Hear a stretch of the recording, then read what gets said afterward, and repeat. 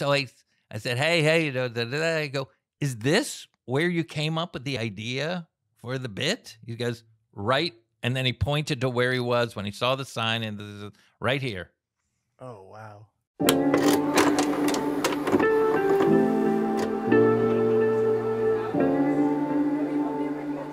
Welcome to Gabbin with Gavin. Gavin Clark is one of the co-owners of Vintage 905 and joins us. Hello, Gavin.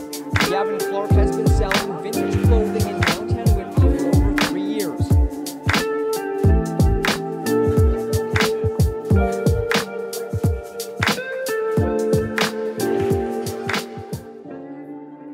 Hey, everybody.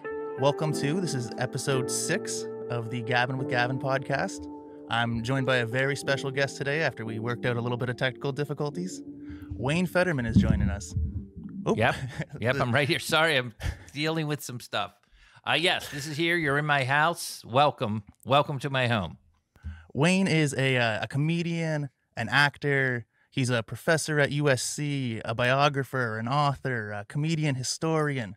And you're also the first guest ever on the podcast to headline the Great Britain Ukulele Festival. Yes, great. Somebody's doing some research. I love it. I've done my research. So you have just so many movie credits. You've appeared in over 100 movies, TV shows. It would take forever to list them. Give me some of the big ones, but give me some of the ones that you really... Definitely. Curb Your Enthusiasm. Yes. Larry Sanders Show. Yes. You've done some great work with Judd Apatow, Knocked Up, Funny People, I love your role in Step Brothers. The blind guy. Yep. All right. Yeah, that's enough. I passed that. You've done enough. Yeah. Leading off of that, I'd like to ask you, with such an expansive career, everything you've done, what is it that you are most proud of? It's a great question already out of Gavin with the big guns right out of the... Okay. All right. One of my most... it's not a specific thing. I mean, I've had a lot of career highlights where I'm like, oh my God, I can't believe I'm on acting with Larry David, or obviously playing probably Stan Sanders, Larry Sanders' little brother, was incredible. I mean, those are incredible. But I would say that the thing I'm most proud of is that I'm still around and kicking. Like that, it's interesting because when I grew up in place called Plantation, Florida, like the most racially insensitive name for a city in the country. And people are always like, is that real? I'm like, yeah. Are you real? It's called, yeah. And they're like, yeah, and I'm from concentration camp, New Jersey. No, it's a real place. It's a real place. So, but I remember when I went to school, when your little bio, when you're in a play, I said that I wanted to have a long career in show business. So like that is satisfying to me. Does that answer your question? No, absolutely. I think that's amazing that you kind of had you kind of knew what you wanted to do from an early age then. Yeah, very cool. It is. I'm very lucky in that regard. Where'd you grow up? I'm in Canada. I grew up just outside of Toronto. Yes, I've been up there. I played Yuck Yucks. I've been there. Yeah, it's sad to see everything kind of slowing down right now, but hopefully Yucks will get back open because Toronto's got a really cool comedy scene. What are you talking about? It's legendary. Yes. I think really cool is underplaying Toronto and Canada's contribution. Excuse me. I know you're a huge SCTV fan. Huge. Oh, my God. So great.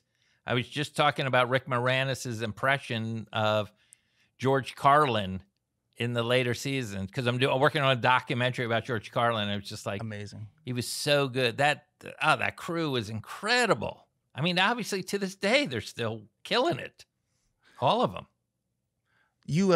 Well, not John Candy because he's passed away, so he's not killing it anymore. But yeah, it was just amazing. Go ahead. Sorry. No. Anytime you want to get a joke in. Well, it's not a joke. That felt bad. Speaking of SCTV, you talked about them in an episode of your podcast, The History of Stand-Up Comedy. Yep. It's an amazing podcast, and now you've got a book that's further detailing. The podcast. It's sort of came out of the podcast and my teaching and my performing and the articles I wrote. It sort of has four fathers, and it's interesting because the first chapter in the book is called the stand-up's four forefathers. So we go back to the 1850s. We start there. For anybody who hasn't seen the podcast, hasn't no one's seen it. It's an audio only thing. I'm Gavin, sorry. get For it anybody- together, brother. Get it together. I know you're nervous. You're talking to the guy from Step Brothers, but come on. Is that your wife, Nancy? Right here, Don. Can I come over this afternoon and touch your face? You're reading me perfect. I'm a little nervous. I love it. Embrace it. Embrace it. Embrace it. This is really cool. I am really a big fan of your work, and this is really cool to have you on the podcast. What is so- the shirt? What is that shirt you're wearing? Oh, What is- I thought you might like this one. It's Bill Clinton Bill Clinton playing the saxophone. I thought it'd on be Arsenio. kind On Arsenio, of a yeah. funny music. You know, Yeah. I thought it. When I was dressing this morning, I thought, what would Wayne find funny? Yeah. I don't know if that was funny, but I see what it is now. Yep. I want to talk a little bit about kind of your start in stand up, because I've watched a lot of your interviews now. Okay. Something that I found strange was that you said it took you a while to kind of find your voice in stand up comedy. You had a lot of stage fright. I Yep. find that crazy for somebody who could do ventriloquism at their high school prom. Like that seems like the ultimate. Once you can do that, you can do anything. Well, I'll tell you, that's a great question. You're killing. You're doing great. You're like SCTV right now. This is what happened: is ventriloquism is a little bit. You get to kind of hide behind. It's sort of a magic trick. Ventriloquism. In fact, I bought Buford at a magic shop, so it's like they're very connected. And so like, but when you have to do straight stand up and it's just you, it's like when things don't go well, it's really. It's devastating. I mean, it's not like, oh, this song isn't good or this band's it's like no, you are terrible. You are not funny. Stop. Why are you making all of us listening to you when you're not even good at this? So it's really quite I'm a sensitive guy, so like I can feel it. It's not like, oh. And then I would try to power through, and sometimes it would get worse, and you could see it on my face, and it was just terrible. So, but I was very determined, and I could, every once in a while, it wasn't all the time I was bombing at all. It was just, I just was learning how to deal with that when it happened, and I still get a little traumatized by it. I still PTSD it. Oh, of course, it's a very you're putting yourself out Yeah. there. It's one of the most personal things you can do, Of really. course, And of you're course. asking people to judge you, and what if you are, kind of you're a sensitive guy. You were saying, Yeah. what made you want to stick around after those tough sets? Like, what made you not just want to pack it in and say that's it? Because I was, I always was able to get laughs in front of some crowds. It wasn't like it was all just terrible. Like my first, the ventriloquism went well. So I was like, I don't know. I think the key to my longevity, if I may say so, is my stick-to-itiveness. I'm very good at dealing with rejection. And I've been rejected quite a bit.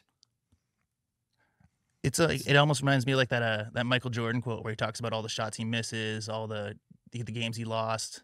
Yeah, a lot of people compare me to Michael Jordan. A lot of people do that. It's perfect. That's Perfect. That's a standard. Okay. Oh, The greatest who ever touched a basketball. And Wayne Federman, who's struggling along for years after year. oh wait. I think you're selling it a little short. You've had an amazing career. No, it's not Jordan-esque. Just knock it It's- off. Come on. Oh, What's man. next? Oh, Wayne Gretzky. The only thing I share with Gretzky is the name Wayne. That's it. Let's go through all the sports. All the legends greats, and see, yeah. and see how we can compare them to Wayne Federman. I like to Oh. use my whole name. You're learning. So after you've done ventriloquism, you are doing stand up. Yep. You made the move you went to New York first, right? Yes, New York City, not that far from Toronto. Not that far. No, it's Do you ever it's a go drive. visit? Do you ever I come have. down there? Absolutely, yeah. We've done the drive a couple times, a couple family trips. Me and my brother went just to see the sights one time. It's beautiful. Yeah. I love going out there. I love Toronto, by the way. Love it. They have the thing, the CN Tower, that's there, right? We have the CN Tower. You got to see it. Just standing underneath it. I'm not talking about going up. Just standing and looking up makes me nauseated. Gets me Are you not into heights? I don't think I'm into heights.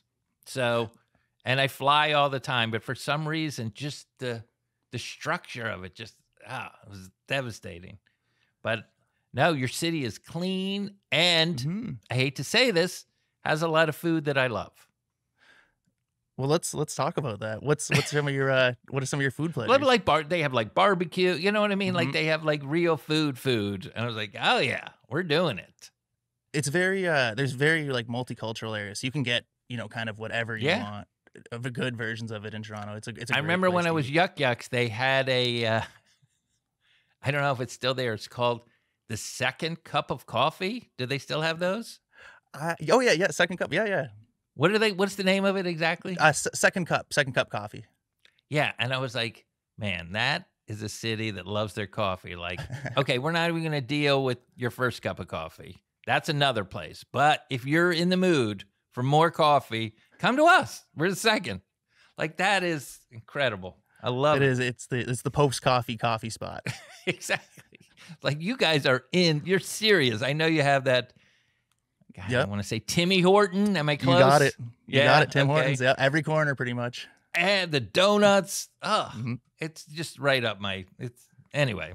I could go on and on. Every time I've gone there, I've had a swell time, and you guys have 2 World Series, right?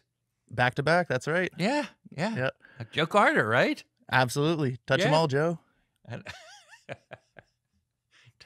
So it's just great up there. Great. No, that's awesome. Well, I'm sure everybody local's gonna love hearing that. I'm part of a documentary about Canada called, I can't remember the name of it, but man, that's too bad. Rob Cohen directed it. He's became a writer on The Simpsons, and then he did this incredibly funny documentary about Canada and kind of being like the little brother to the United States, and like what's great about it was great. I was thrilled to be part of it. Oh, that's so cool. I'll have to check it out. Check it out. Definitely. You look it up in the IMDb or post it. I don't know if you have a blog that goes along with this thing you're doing. Absolutely. We'll get it. We'll edit it in there for the people to see. Rob Cohen is the guy who directed it. Definitely. It's really good. What was your role in it then, since you're not Canadian? I'm not Canadian. I think not to out you. I think suddenly I gotta go. Breaking news. His thesis was like Canada's obsessed with America, and that America like barely knows anything about Canada. That's like, so that was his thesis. He's like, "What do you know about Canada?" I was like, Oscar Peterson. Like it was like a few little. I knew more, but I think that was kind of his thesis of the whole. Like I know you have your money has the Queen on it. Like it's just weird stuff that goes on up there. But it's no, it's so. Anyway, I could go on and on. Funny. We'll definitely check it out. We'll edit it into the cast so people can check it out. Okay. Edit it into the cast. I love it. K through 12, we spent on Canadian history could have been less than 2 or 3 minutes. While you're talking about some like your food pleasures. Yeah. In Chronicles of Federman, which was great. The kind of your compilation spanning your whole career of stand up. You were on record saying your favorite fast food is Taco Bell. Yep. Does that still hold true to this day? I don't know. It's my favorite. I mean, for the comedy bit, it is my favorite, but I still eat there. I ate there 2 days ago. The Bell. I do it by numbers. That's how popular I am there. I get the number 7, which is the quesadilla with the taco, but I get it soft. Okay. But they have a new thing there, this chicken chipotle melt for $1.79. It's incredible. I don't just want to, who's ever coming up with this stuff at the Bell, I applaud you. That's within the last couple months. No, that's awesome. My Do you eat first that job food? Was, I absolutely do. My first job was Taco Bell. What? You worked there? I did. I can give you. Did I'll they give you some teach you- inside okay. secrets off the air. I have a crazy questions. Please, a hit million me. questions for you. Let's do it. Absolutely. What is? Tell me about the Crunchwrap Supreme, because I'm always fascinated by that. Were you there when they had that? I was there. I can give you the inside info on the Crunchwrap Supreme. Because like just the folding, the 5 sides of it, is it tricky to do? Did you have to practice?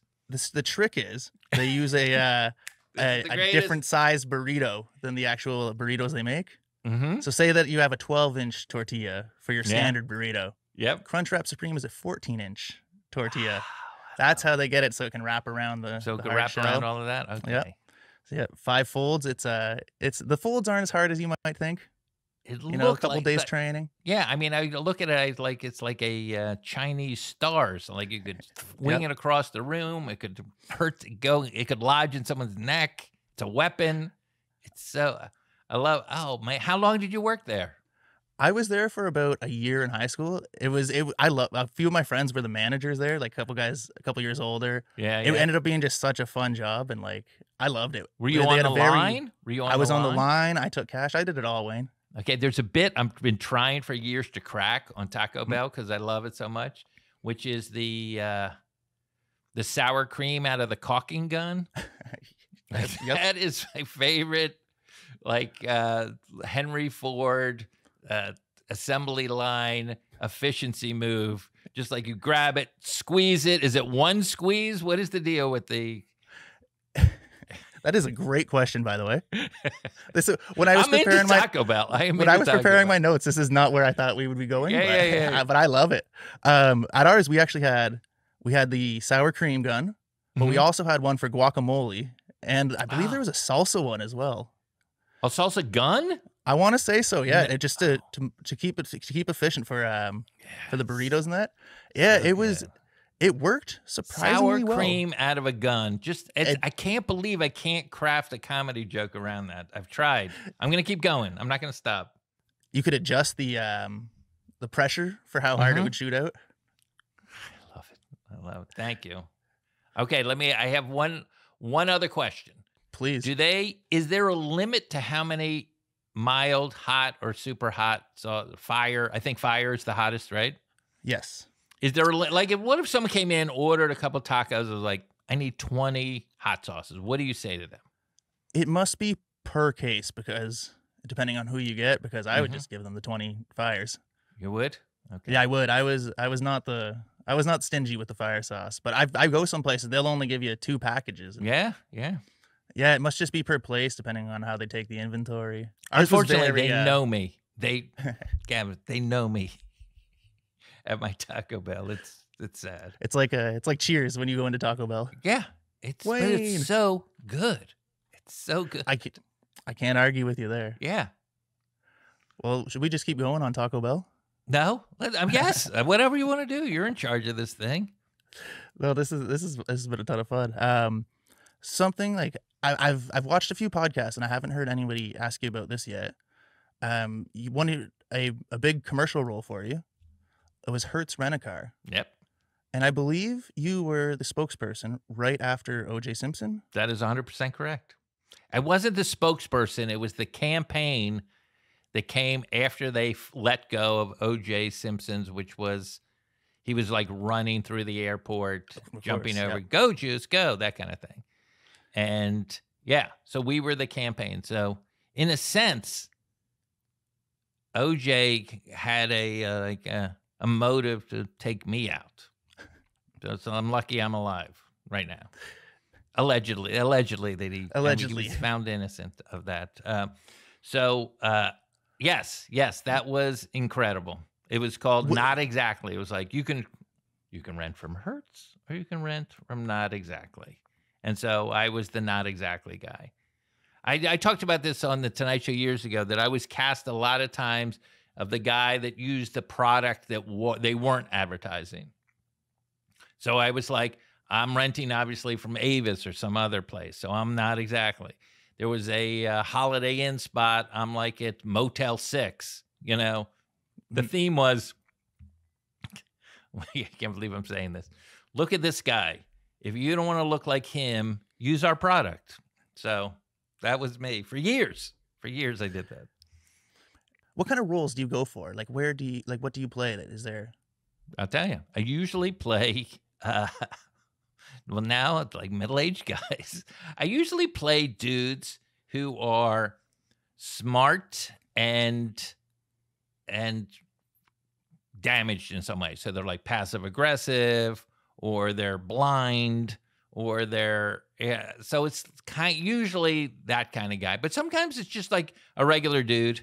Like in, there's a movie I did called Funny People, where I just play a club owner, and I just talk to like Seth Rogen for a little bit, and it's just a very short thing.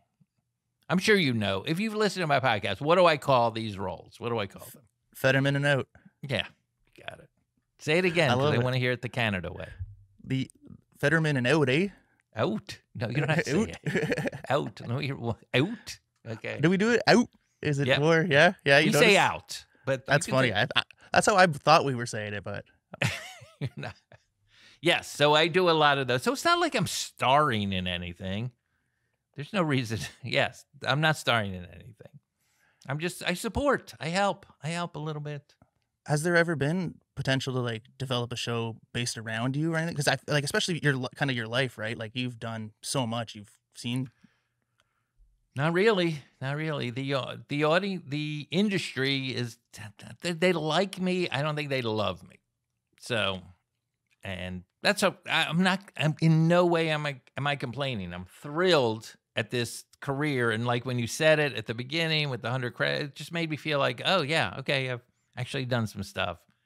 But yeah, no, I'm still, No, you have an amazing resume. I wonder if like, I personally was asking because I was wondering if it was almost by choice. Like if you just did small roles, so you could have more time to do because you do so much other. You're a musician. That's hilarious. That's hilarious. To work on your comedy.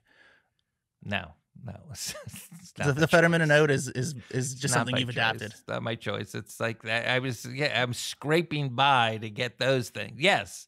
No, it's not my choice. That's speaking of like the Federman and out, I think a great way the kind of your career was talked about and almost summed up was on Crashing. I played a version of myself, except that character had cancer or something, or lymphoma, Hodgkin's. Yeah, because they did the benefit for you. Yeah. Yes. Yeah. Oh, you saw that? But I love Crashing. Yeah, I've seen I thought that was a great show. It was sad when they didn't get renewed for a fourth season.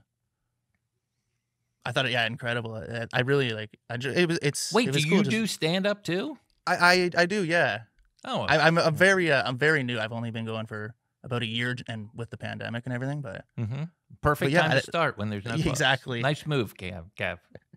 It seemed like a great time to dip a toe in. Yeah, exactly. Let's dive in the pool.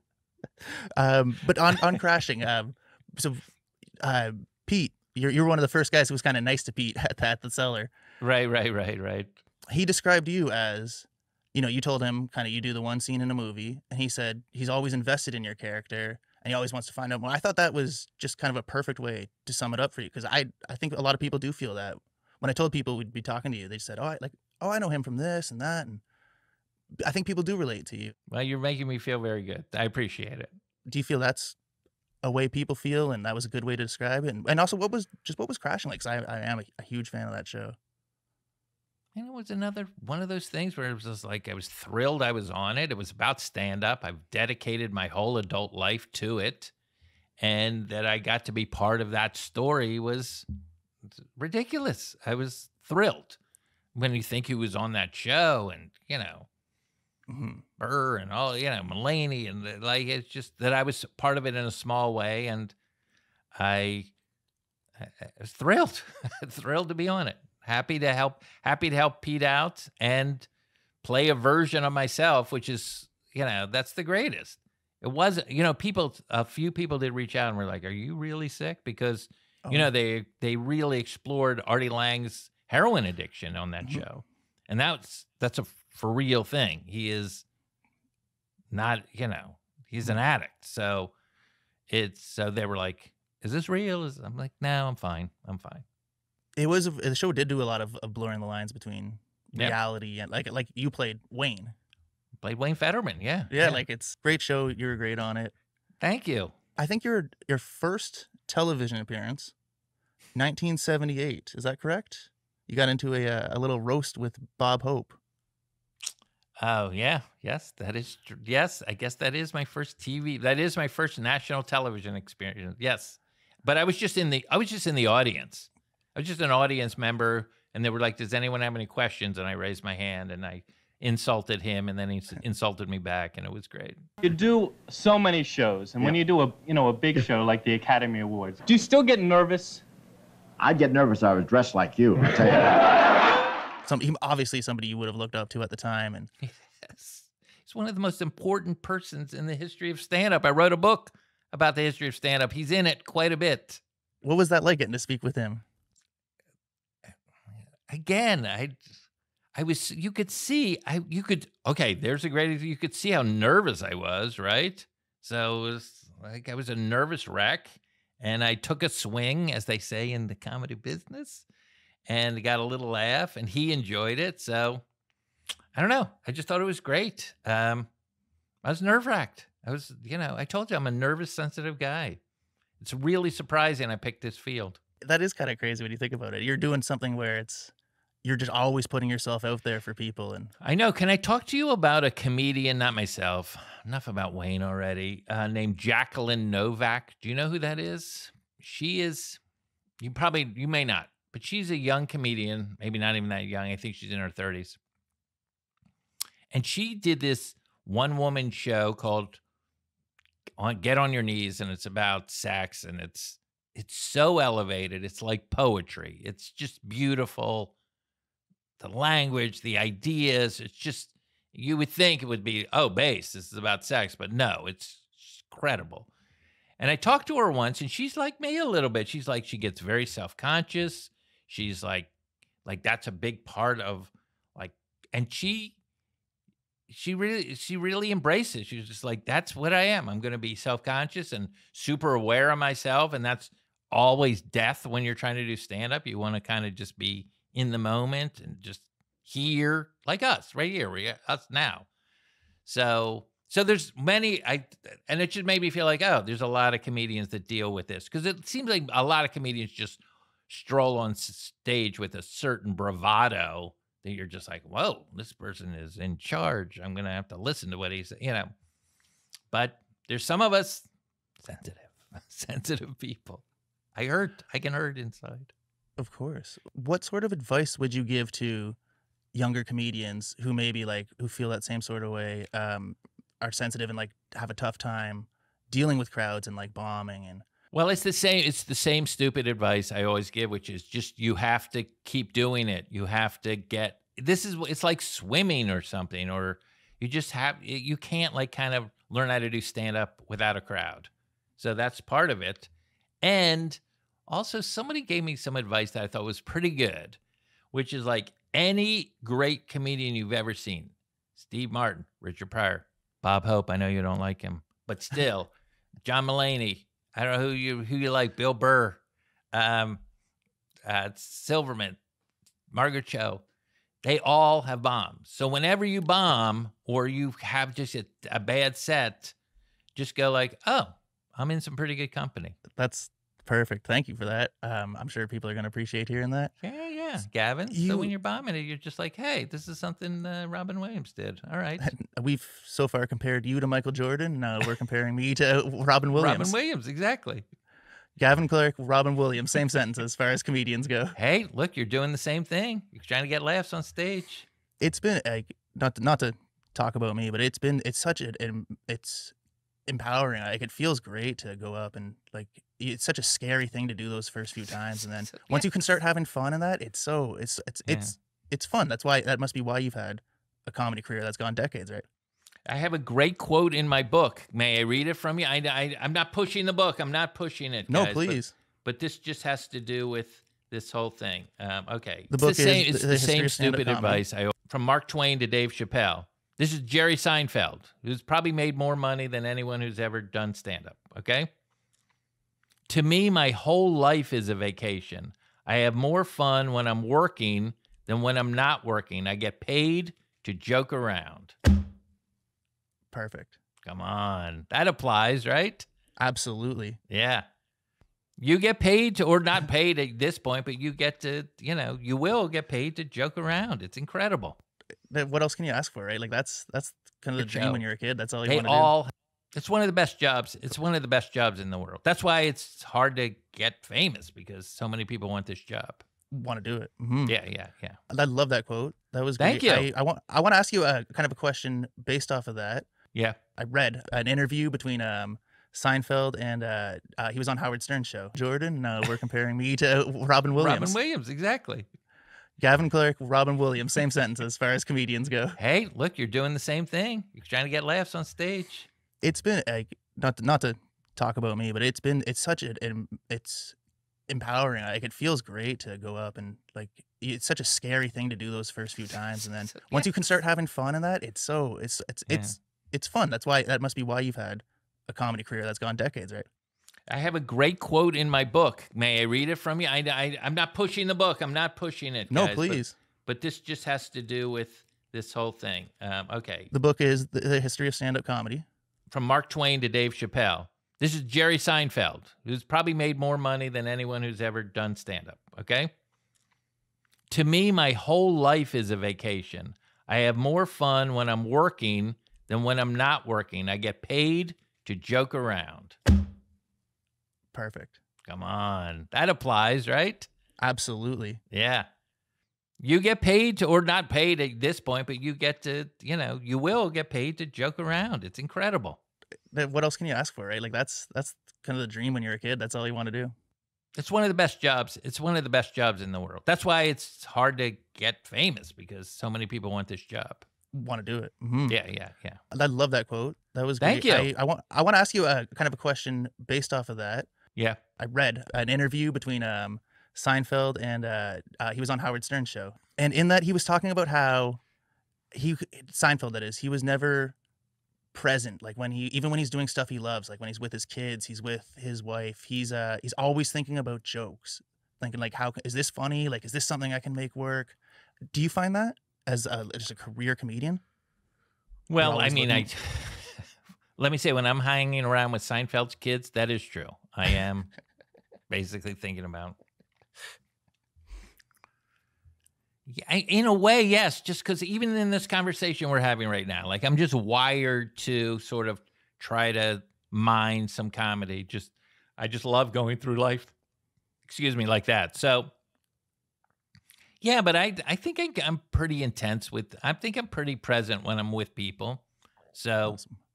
I'd like to hear the whole quote in context, but I think I know what he's saying, that he's just wired to find comedy material. I'll tell you a quick Seinfeld situation. One of my favorite bits he ever did was about the post office. He's like, you go to the post office, and they used to have wanted people from the FBI's top 10 wanted list on the wall. And he's like, why in the post office? What are we supposed to do? Write these people? Like, I am tired of your activities, and then, like, why are you in the post office? So it's just you're in the post office. So one day, I'm in the post office in West Hollywood on San Vicente Boulevard, and Seinfeld is behind me in line. I go like, what the? So I said, hey, I go, is this where you came up with the idea for the bit? He goes, right. And then he pointed to where he was when he saw the sign, and right here. Oh, wow. So I was like, oh, that's a comedian. Like, you're always looking. It can always be a bit. So even whatever, this podcast. So I was like, okay, thank you. Sorry to bother you, Jerry. Sorry to bother you. That's amazing. He just standing in line, he came up with like an iconic bit. Yeah. Wow. But that's your job. That is literally the job.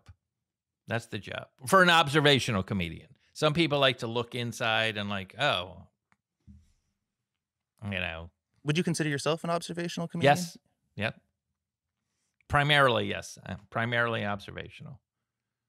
But I also do like kind of wordplay stuff. Like like, or just exaggeration. I don't know. Music, I do music too. So I do a lot. But I would say primarily, like my Taco Bell bit is observational. My 99-cent store bit is observational. For the most part, I would say. So with the history of stand-up, there's something I wanted to ask you about. There's a lot of talk right now about how you can't say certain things, and like comedians will talk about that, and how it's like the hardest time now. Do you think it's like that, or because back a long time ago, Lenny Bruce was arrested for profanity. That was probably, the most that things have ever been cancel culture, right? Well, you're asking a number of different things in that question.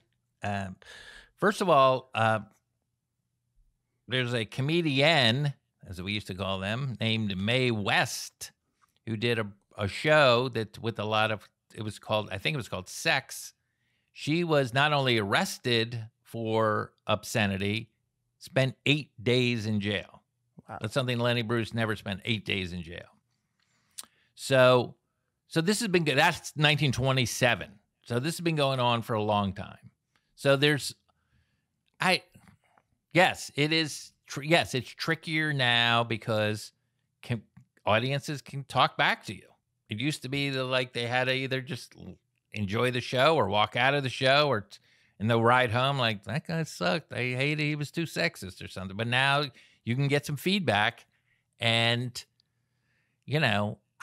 I come from the school that I feel like if you go to a comedy show, you might get offended, and that's part of what it is. So I'm a very inoffensive comedian, but I don't know. I don't think it's the hardest ever. I don't. But it is definitely a situation now where you have to be careful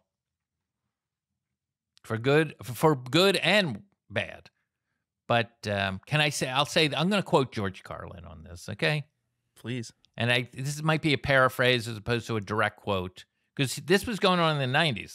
This has been going on for a while. And he said, the political correctness is America's newest form of intolerance.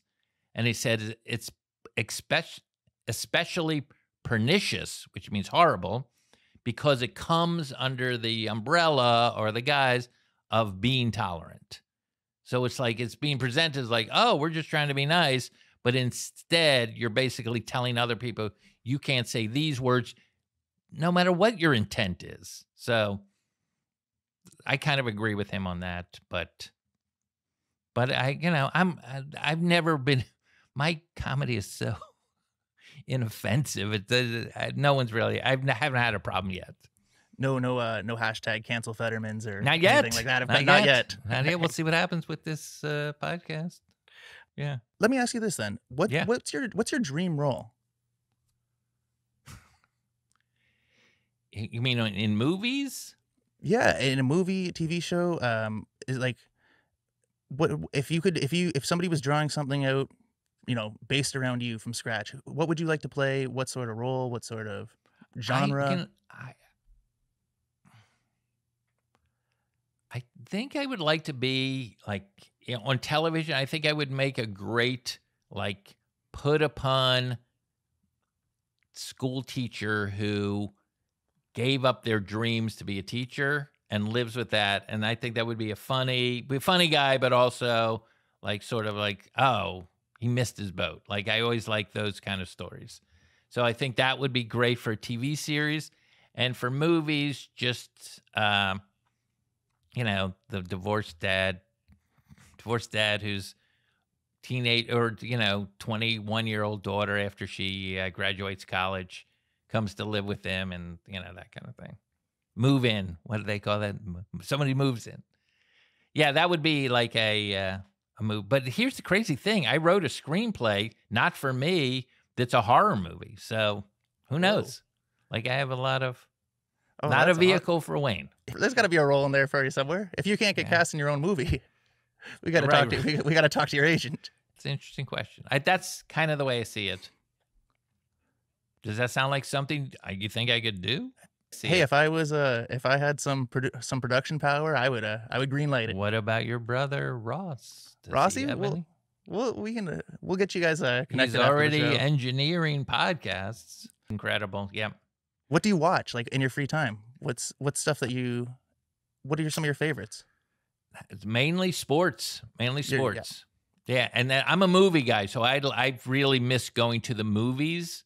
So that's I like going into a theater. Like I'll tell you the last 2 movies I saw before the pandemic shut it all down was, one of them was a horror movie. I guess you're learning a little about me now. Yeah. Called The Invisible Man. And the other one was a kind of animated live action movie called Sonic the Hedgehog. Okay. Yeah, Yeah. Jim Carrey was in that. Excellent. Yeah. Canada's own Jim Carrey. And he was incredible in it. And I'm sort of friends with the guy who does the voice of Sonic. His name's Ben Schwartz, and incredible Hilarious. voice actor and actor. I mean, and talent and improver. So those were the last 2 movies I saw before they shut it all down. Hopefully, it'll be back soon. But I love old movies. I'm a movie buff. I'm a movie guy. Would you like to tell us about the book at all? I know you said you weren't going to promote it, but I love the podcast. I'm looking forward to reading the book. Thank you. All right, I'm holding it up. Okay, there we go. I don't do the hard sell. I'm not gonna.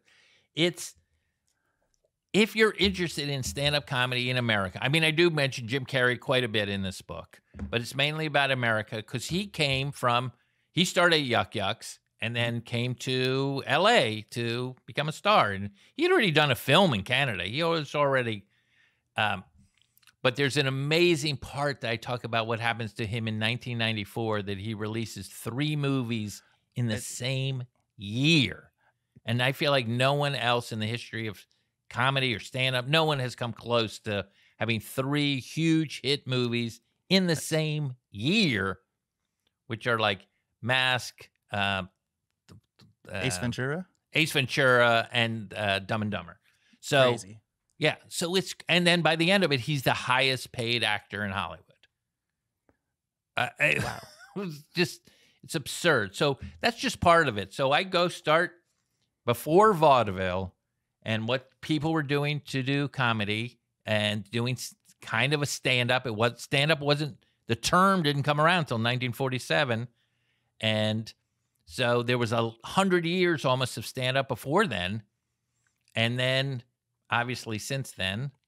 And I try to connect the dots so that like I connect what Ali Wong is doing to what Bob Hope was doing. I connect what Ed Wynn, I'm sure you don't even know who that guy is, to what Bill Burr is doing. And yes, they use different language. They use different venues. There's Netflix now. There's podcasting, what we're doing right now. But there's always been new technologies that comedians have adapted to. So it's that whole arc. And it's, about the Palace Theater in New York.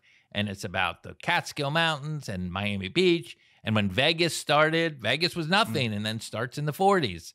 So it's just, and it's not that long. You would think, this is the spine.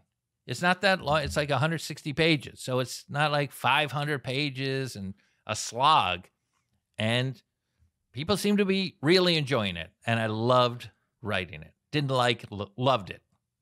That's amazing. This is the first time I've ever kind of pitched it like that. How did that sound? Is there anything I'm missing? No, it sounded great to me. Hopefully it'll get a couple extra sales. That was a great pitch. Maybe we can get you and Ross to buy a couple copies. Hey, I've got one coming. There's an incredible comedy historian named Cliff Nestoroff. Do you know who that is? I do not know. Oh, he's from Canada. Oh no. Yes, he's a Canadian. He's one of the greatest, if not the greatest, comedy history researchers I've ever met. He's just next level. So he wrote a little something on the back of the book. I'm going to read it from Canada's own Cliff Nestoroff, author of The Comedians. Wayne Federman's History of Stand-Up is the ideal primer for anyone who wishes to understand how the art form came to be. End quote. Cliff, Canada's own Cliff Nesteroff. You should check him out. He's quite the guy, quite the I will, historian. absolutely. Yeah. No, this has been fun. Just learning some new stuff from you, and I hope everybody checking it out's taking a lot in. And it's really I know I really do appreciate the kind of the I love knowledge it. I'm having a good time. We're getting to know each other. Yeah. This is the power. This is the power of the last chapter in the book is called Digital Domain, and that's exactly what this is. Like this wouldn't be possible 30 years ago. No, absolutely. I mean, yeah, like I'm in Toronto. Are you in LA right now? Mm-hmm. Yeah, and like we're just connecting, talking. Like it's. I mean, things change, and like it makes it easier for so many more comedians and that to start. But just having access to this, like you can put you can reach a broad audience. Everything changes, and you got to kind of adapt. I can reach. How many fans do you have? How is it building? I know you're just starting out. I'm happy to help. It's building very well. We just got over 1,000 views on our videos so far. Mm-hmm. It's helpful because I have a clothing store out here, a vintage clothing store. What does that mean? I'm so curious. Tell me about it. Yeah, absolutely. It's we sell like old band shirts, old sports stuff like that. And we have a pretty good following on there, so that's kind of helped like promote the podcast through there. Is that why you're wearing that T-shirt with Bill Clinton on it? Yeah, exactly. Does it tie into your store? It really wasn't about Wayne, was it? It's about your store. What's the name of this store? It's a Vintage 905. Oh, okay. Yes, I do know that. Okay, I got it. Yes, I do. I've seen it. Yes, Vintage 905. Yes, okay. Now, what if I had some old T-shirts? Are you interested in them? Absolutely. We can definitely talk about that. Okay, I might have something for you. Very cool. Yeah, let's talk more about that after. If there's you're obviously a huge basketball guy. Huge.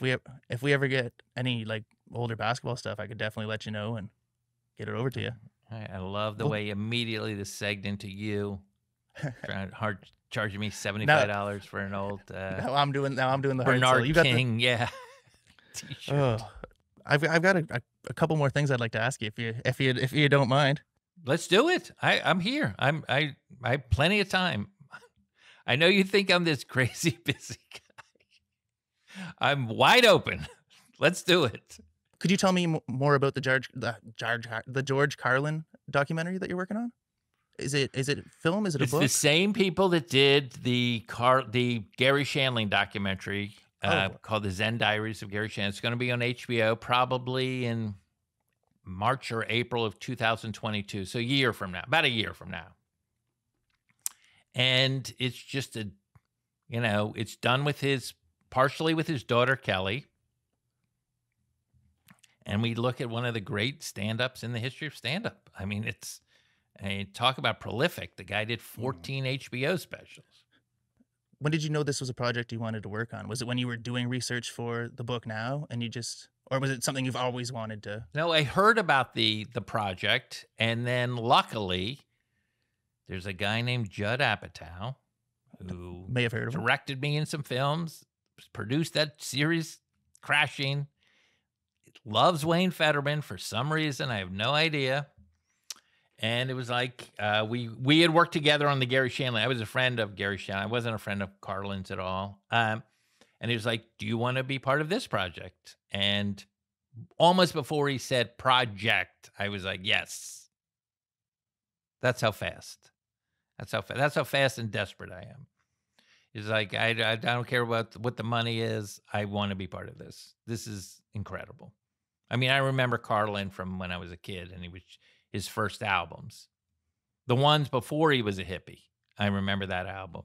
It's called Takeoffs and Put-Ons. Very creative album. Recorded at the Rooster Tail in Detroit, Michigan. Like, I remember the whole thing. It's like it's in there. As far as Carlin albums, maybe to some people who are like not as familiar, now that you know him inside out, what would you recommend people, get into? That's hard. That's hard because he had like 3 specific careers, and he's now way more known for these HBO specials than he is for the albums. But I'm going to recommend an album. I'm going to recommend it's called FMAM. And this is when he's transitioning from the old Carlin to the new Carlin. to like the hippie guy, and like this is the AM version of me, and this is the FM radio. Do you even know what AM and FM mean? Does that even mean anything? Yeah, okay. I know exactly. Oh, yes. Okay, I'm just it's from talk, essentially from talk radio to music. Yeah, but FM was a little more progressive and adult, and AM was like for mass consumption. So it's called FM AM. I would recommend that album if you want to know kind of George Carlin. Perfect. Something else, like it's crazy. You're such an interesting guy, man. Like, there's so much that's gone on in your career. Like, I feel like we're not gonna be able to touch on nearly everything. But you were season 1. You were the head monologue writer for the Jimmy Fallon show. Yep. Actually, in here's another one, a documentary that you produced. That's correct. I Am Comic. No, I'm just in I Am Comic. You're just in it. Yes. Oh, okay, I'm sorry. Yeah. So you're in that, but your part in it was what I want to talk about. It shows you working there. It shows you guys. You've seen I Am Comic. Oh yeah. I love and Road Comic, but yeah, great documentaries. I found it so interesting that kind of your writers area was just a fold out table. You guys had newspapers on. What was that experience? I've heard you describe it as a Groundhog Day. Could you tell us a little bit about it? Exactly. Well, I mean, it started out so exciting because this was a new show. This was late night. Jimmy had never done it before. I had never done anything. We got Anthony Jeselnik, the comedian, is part of the staff. Bashir is part of the staff. There's just Morgan Murphy. She's a comedian. It's just really fun.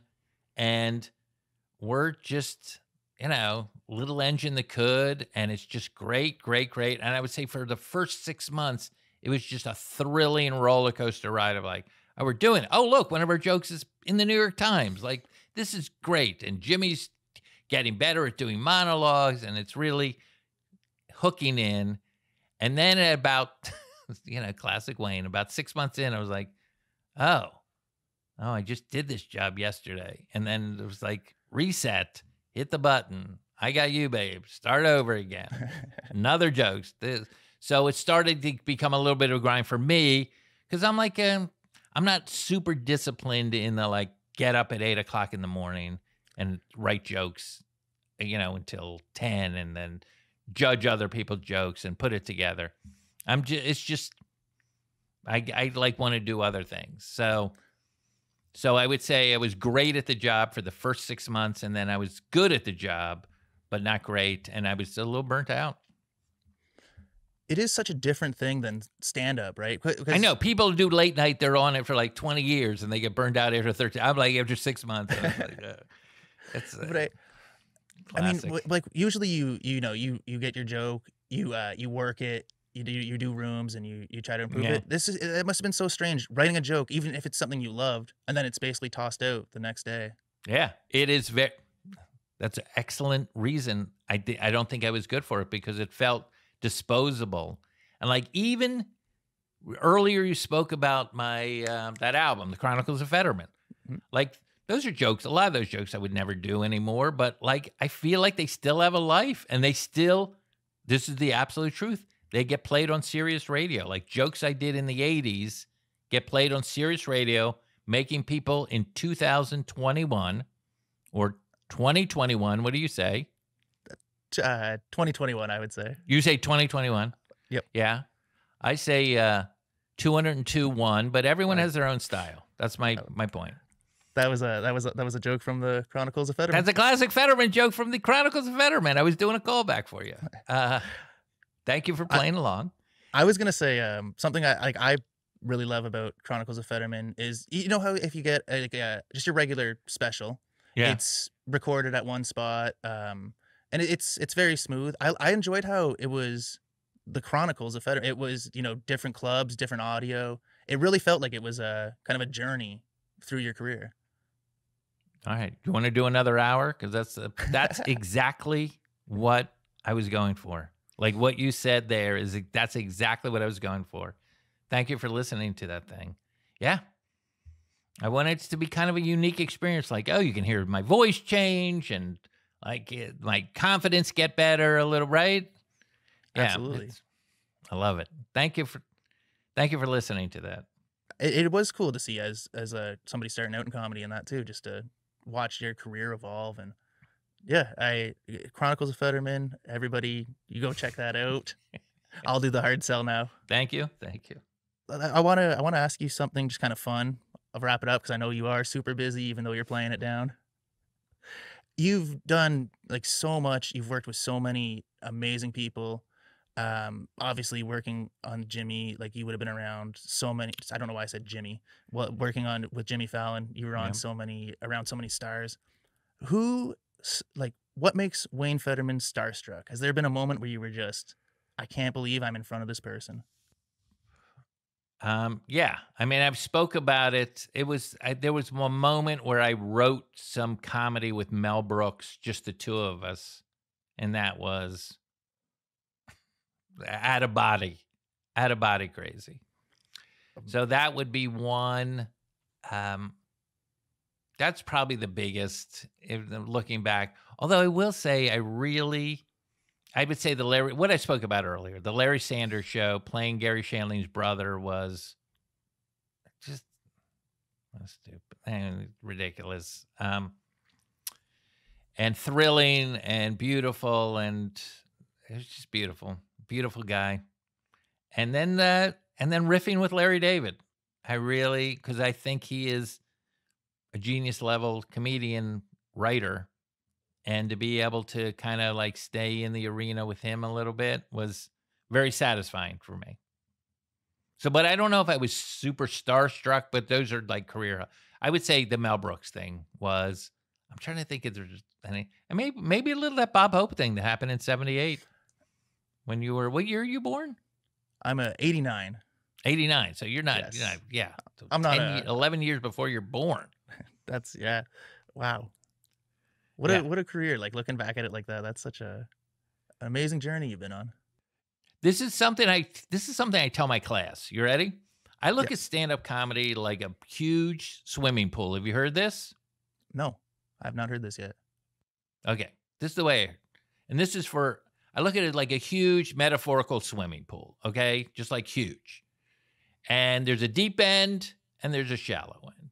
And at the shallow end is just, it's madness. There's hundreds of people trying to get in, like you, dipping their toe in, trying to feel what the water is like. Oh, this water's cold. I don't know if I like it, that thing. But then as you get a little deeper, there's other comedians who are like, oh, they're like regular open micers, and they're kind of swimming a little bit. And they're like, oh, I'm getting the hang of this. And then you get deeper, and they're like, oh, these are club comedians, and they're totally swimming. They're making money, but they want to get to the deep end. And then further on, you get like big, comedy club acts and stuff like that. And they may have a Netflix special. And then at the deepest end is, they had whatever, Bill Burr and Mulaney and all of those guys. And they're not only swimming, but there's a diving board, and they're doing swan dives, and people are cheering, and they're getting laid, and they're making all this money. And it's just incredible. Okay. And whether you're at the deepest end of the pool, where it's like just incredible, or right starting out in the shallowest end, everyone in the pool is doing the same thing. Everyone is trying to stand on stage getting laughs. So you're all sort of in it together. And I've seen it. I've seen Chris Rock at the lowest end of the pool all the way to the high dive board. So I've seen it. I've seen people go the whole thing. And there was a time when Chris Rock wasn't even in the pool, when he was just a kid, like you were in the 90s or something like that, where you're like, oh, I'm thinking about doing that. And then the only thing is, if you die or stop doing stand-up, you got to get out of the pool. We can't have, dead bodies floating around, Jack Benny and stuff. You got to get out of the pool.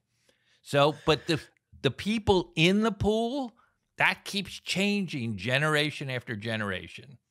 So, and then new people get in and other people retire or get out or die or something like that. But that pool has been going on. So you're part of it. You're in the pool. You're just in the shallowest end right now. In the same pool as Bill Burr, my friend. Same pool. That was great. I love that analogy. I hope Thank I honestly hope some other comedians watch this and get to hear that, and I really think that that's great advice. It's true. It's absolutely true. Wayne, I appreciate that so much. Is there anything like you'd like to anything else that you'd like to get into? Let me think. What is okay? What are you working on now? Well, I think we talked about the Carlin documentary. I don't know if you remember it, but it was about 6 minutes ago. So that's something I'm working on right now. Do you have a short-term memory problem? Is there a thing? Are you on drugs right now? Are you on drugs? I am not on drugs right now. Hugs, not drugs. Hugs. Come on, man. Get it together. Get it together. Get Ross in here. We're gonna have to get Ross. Is he in the back editing drinking right now too? Is that what you guys do? He's getting the drugs ready. He procures the drugs. Love it. He produces them. Oh, really? He's the producer. Yeah. Yes, that's. I'm working on I'm working on like trying to get the word out a little on my book. I'm going to be back on the Tonight Show talking about the book with Jimmy Fallon, my old boss. And in April 23rd. And yeah, that's it. Basically the Carlin thing. And then I still audition all the time for plays. I mean, not plays, for TV shows and movies and things and commercials. Well, the biography should be great. I hope we see you in something coming up real soon. We'll see you on the Tonight Show. Yeah. I have to ask you one thing before we end it here. Anything. Has anybody told you that you have ruined the word Gmail for them? It's therealned8@gmail.com. At Gmail? You mean Gmail? Oh, is that how you say it? No, but I love it. But that is, can I say something about that? That's an old, in the weird way, you know, my 201, 202.1 or whatever, that's stupid. It's the same joke. It's always, that is, and I've been doing that joke since I was a kid, where you just like, you read it a little different, but it's still kind of correct. Kind of reading it literally. Yeah. I've been doing that joke since I was a kid, and it still works, and it's just a silly way to call it. Yeah. There was yes. You're talking about Gmail, right? Yes. Yeah. That was another great Federman note. That New Girl appearance. Oh yeah, New Girl. But yes, that's just a classic. But in a way, that's my Seinfeld. That's what way Seinfeld can see a. Like, so sometimes I see it and I'm like for example, there's a freeway here called the 405 freeway, and I just always call it the 405. It's a slight difference. It's the little comedy tips from Wayne Federman. Okay. All right, I'm done talking. This is stupid. No, Thank you for having me. I thought this went pretty well. How would you judge it? This was a ton of fun for me. I had a great time speaking with you. Love it. I'd like to just say thank you for coming on and you're taking welcome. some time out of your day. It means a lot for I'm a big fan of yours as a starting up comedian, as a startup podcast. We're in the same pool. Come on, man. I love that analogy. That means a lot, and it's gonna help out a lot, and I appreciate it. Can I say a hello to Ross also? Yeah, absolutely. Yeah. All right, that's it. We've done it. We've done it. This has been Gabbin with Gavin. I'm with my special guest, Wayne Federman. Thank you, everybody, for checking it out.